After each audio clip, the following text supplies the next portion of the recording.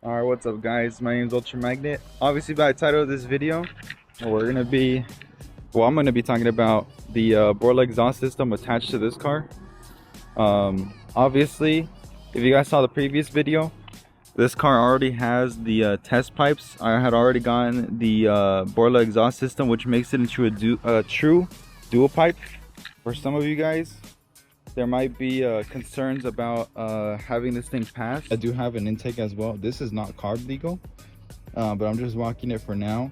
And since this isn't CARB legal, I do have test pipes along with the Borla system. The check engine light still isn't on, and this vehicle does not have a tune at all. Just to let you guys know that this vehicle has not been tuned at all, and it does not have the check engine light, and because of it, it's gonna pass smog guaranteed.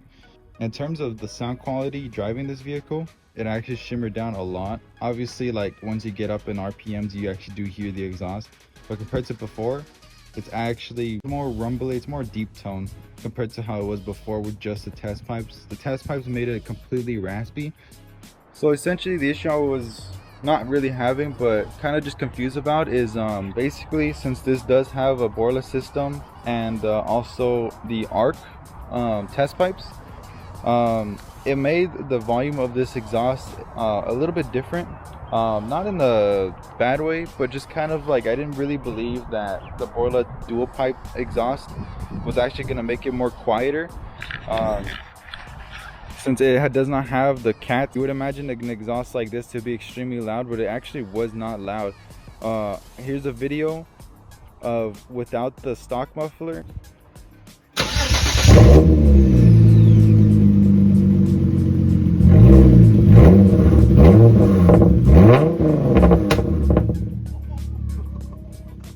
And then I did another video without the resonators.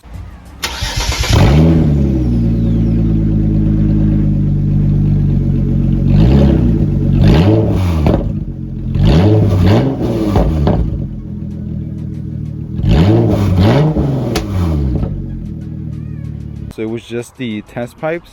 Then with the Borla system, it actually made this thing completely muffled and actually like made it more quieter.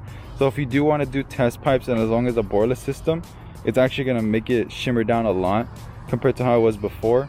Another interesting thing that I found out about this, when you do the H-pipe test pipes alone, it actually does make the vehicle way louder. It actually makes it too raspy. I actually have a video right here where it actually is super raspy, so take a listen to that.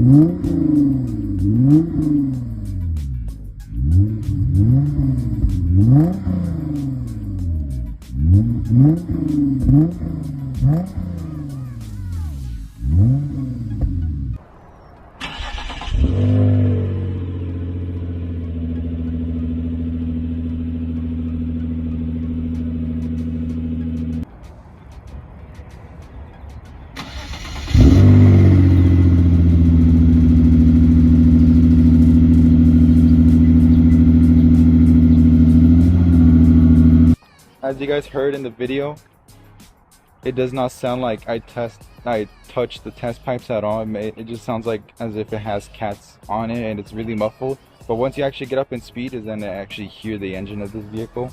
Compared to this one, it actually made it really quiet. And keep in mind, this is a Borla with test pipes, so it made it really quiet. I had to do 2 takes just because I didn't believe that it actually made it this quiet. But with just the test pipes and the stock exhaust with the resonator and the giant muffler, it actually made it really loud. So if you want to go something extremely loud, I would just say do test pipes, and there you go. You kind of have like a really loud exhaust, but it does add a lot of weight to it because the muffler is actually like really ginormous. It's actually, muffler was from here to the other side, but with this exhaust, it's kind of just in the middle of the size of this license plate. Obviously I drove it a little harshly as well. You can actually see there's actual residue here, so you will have to clean these often just to retain its stainless steelness to it, because obviously like this, it doesn't really look that all good. But this car is daily driven, so it is gonna have these things. It actually has a lot of dirt on it because over here up in these mountains, the weather here is extremely different. You can actually see all this dirt and grime attached to the vehicle. It's a good vehicle. If you guys also want to do the H pipe or test pipes, you guys can. It won't cause a check engine light to this vehicle at all. It's still gonna have the check engine light off because it does not do any modifications to the smog on this vehicle. If you guys are that concerned, last time I did this, a smog on this vehicle was actually have the vehicle under my name. So once I actually did the smog, all they did was just do an OBD2 scan.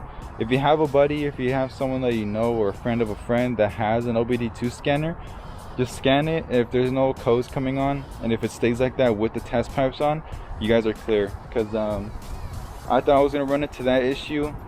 If you actually try to buy test pipes on any website, they are gonna say may cause check engine light. But if you guys do it right, it's not gonna cause a check engine light. Because I did it and it actually is fine.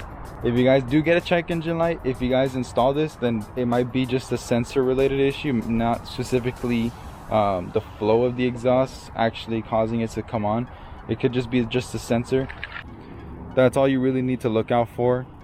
Just be careful, make sure the sensor isn't tugged on too harshly, make sure that the wires don't get too screwed on to itself. And installing it, what I would recommend, if you guys are going to install the sensor on the downpipe and then install into the exhaust, don't have it off and then the downpipe in and then try to install it. It's gonna be a mess. So yeah, this car does pass smog.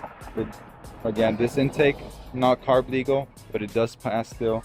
If you guys run it with the second pair of catalytic converters and put in the Borla system, it's gonna sound like as if nothing changed at all, besides the fact that you made it into a dual pipe instead of a single pipe stock.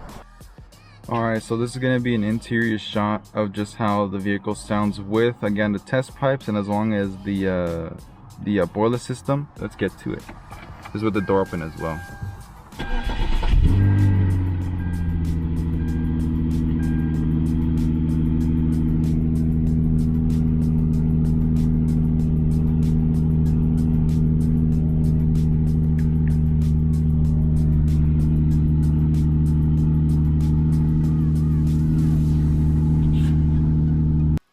So yeah, as you guys heard, the engine starts up pretty nicely. This is again Borla system, test pipes, and an intake. It really does get up to speed as well. For the spark plugs, I did do ruthenium plugs. If any of you guys want to do it, I would highly recommend it. It actually does increase the overall acceleration and as well as just the overall drive of it. You can actually feel, it kind of feels like a more of a supercar feel. The shift points are really sharp. You can actually feel it, just like the whole tone of it you can hear. Yeah, you guys probably can't even hear that the vehicle's on, but it actually is. So this thing does have a pedal controller. Right now it's in race mode. It's red, you can't really see it, but it's in race mode. But if I rev it up,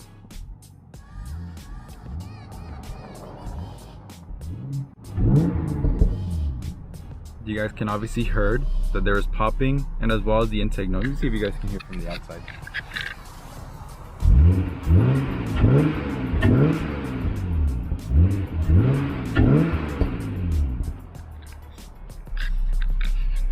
I say you guys could do it.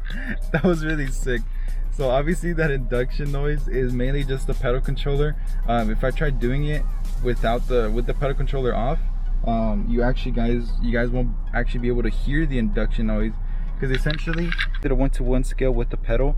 So when you press it, if you guys try doing it with it off, basically stock, and you try doing what I just did, you will not get induction noise. And again, it does have an intake as well as an exhaust system and upgraded spark plugs, so it did make the overall sound a lot more refined, quicker. You can actually hear the intake actually sucking up the air, which is really nice. You guys want to go my way, it's actually the really fun way, more reliable, if you guys say. This vehicle has no tune at all. That's why it has the check engine lights off. It has no tune. The engine is more refined. If you guys are concerned about you should get a tune, or if I should get a tune, you guys really don't have to. Just because the vehicle learns along the way, it'll actually change its timing and all that stuff.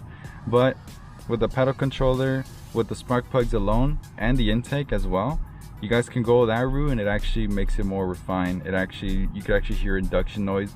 But if you guys get an exhaust system like how I did, you actually get the pops that you just heard right now. Actually is really cool.